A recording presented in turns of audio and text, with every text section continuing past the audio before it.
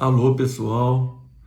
Estou trazendo agora o feedback do caso comentado hoje pela manhã.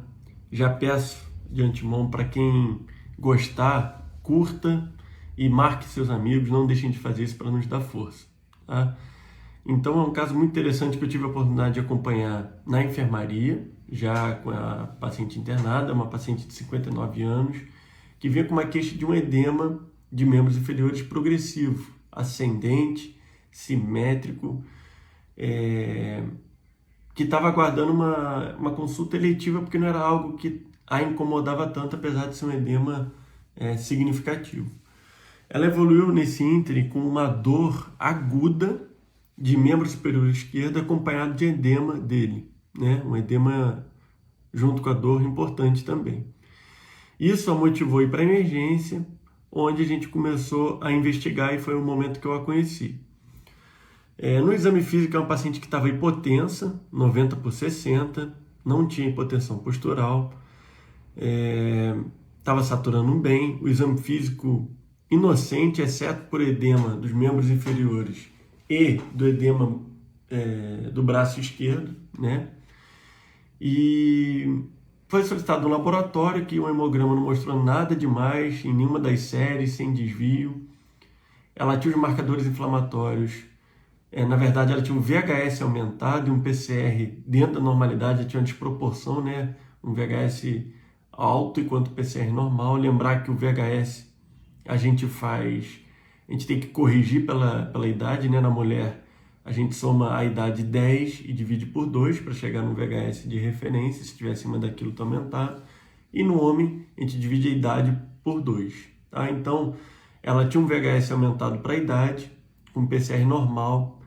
Ela tinha um hepatograma inocente, coagulograma normal, sem distúrbio eletrolítico, uma função renal normal, mas ela tinha uma ureia desproporcionalmente elevada, a relação ureia-creatinina estava maior que 40.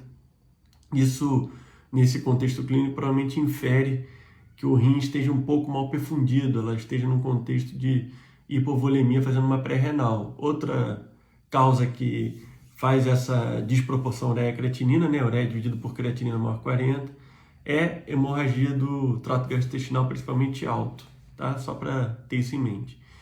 Ela, além disso tudo, tinha uma inversão da relação albumina-globulina, às custas de hipoalbuminemia, tá? E um EAS que mostrava uma proteinúria, 4 cruzes, né? Dava para saber que tinha proteinúria no EAS, e tinha cilindros graxos, que é uma coisa que não é comum, é uma coisa que está presente normalmente em estados de muito colesterol, tá? Além disso, na revisão de sistemas, voltando um pouquinho, ela tinha um cansaço, não era dispneia, era um cansaço, uma prostração, uma dificuldade em sair da inércia, junto a um relato, quando a gente perguntava objetivamente, procurando nesse contexto clínico, que ela relatava muita espuma na urina, inferindo que tivesse um certo grau de proteinúria, né? E lembrar que quando a gente pergunta isso, não é a quantidade de urina de espuma momentânea no vaso, é a espuma que fica sobrenadante depois de alguns minutos no vaso, e ela chegou a notar isso quando perguntada ativamente, tá?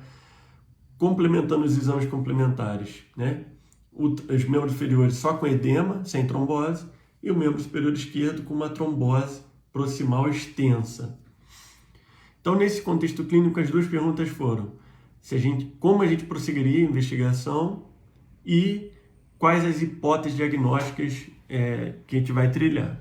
Bom, a gente está diante, então, desse quadro clínico. Cilindros graxos infere que a paciente esteja com uma hipercolesterolemia ou né? Aumento do colesterol, eventualmente do triglicerídeo.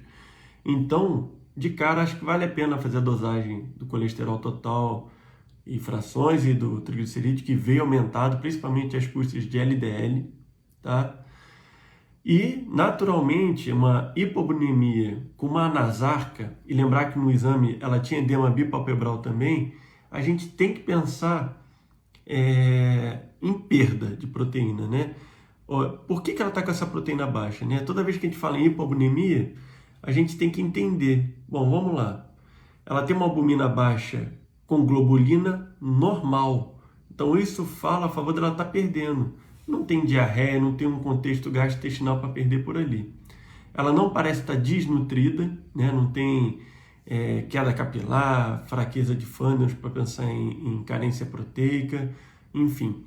Então, de desnutrição, né? Principalmente proteica.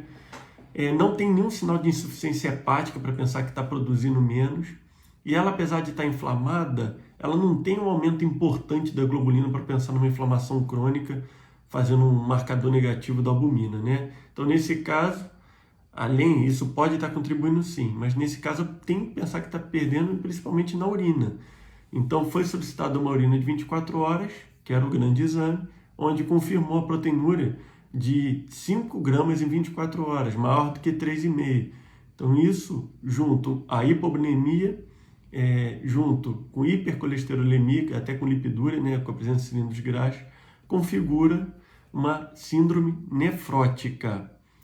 E nos exames de imagem, a tomografia mostrou linfonodomegalia retoperitoneal, sem nenhum outro achado, não tinha hépatos pleno, não tinha nenhuma lesão em órgão sólido na imagem, não tinha atração do trato gastrointestinal, como foi falado na revisão do sistema, a parte ginecológica estava toda em dia. Então, juntando, a gente cruzando a nossa lista de problema, né, uma síndrome nefrótica com linfonodomegalia retoperitoneal, surgiram duas hipóteses principais: doença associada a IgG4 e linfoma. Tá? Lembrar que ela também tinha uma trombose, que negócio é esse, né? Tem uma trombose no membro superior esquerdo. A proteinúria nefrótica deixa o paciente com estados pró-trombóticos.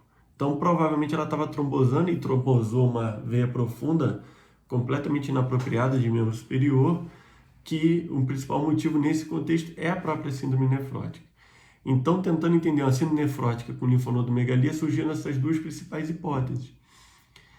A cirurgia ficou muito reticente de fazer a biópsia excisional, como a suspeita maior era de linfoma, desses linfonodos, pela topografia deles, ser de difícil acesso. Não tinha nada periférico, a gente examinou e reexaminou as cadeias periféricas. Isso é muito importante, porque é menos invasivo.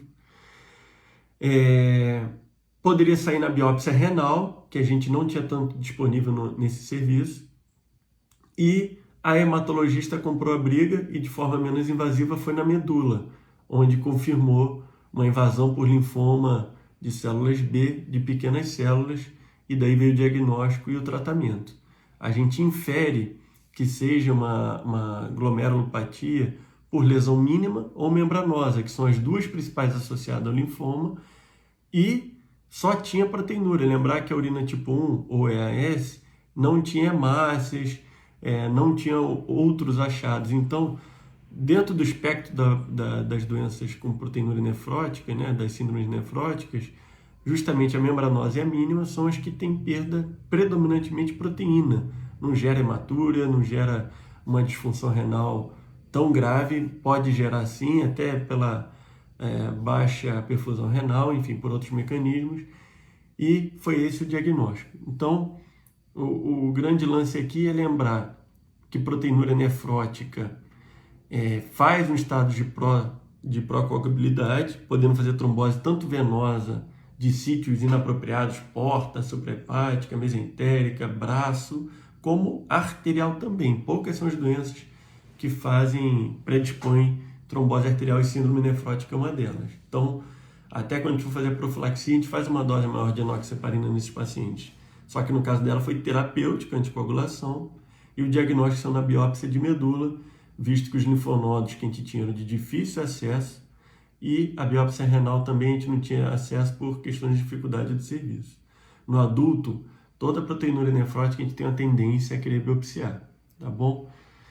Espero que tenham gostado e, por favor, quem puder, curta e marque seus colegas. Obrigado.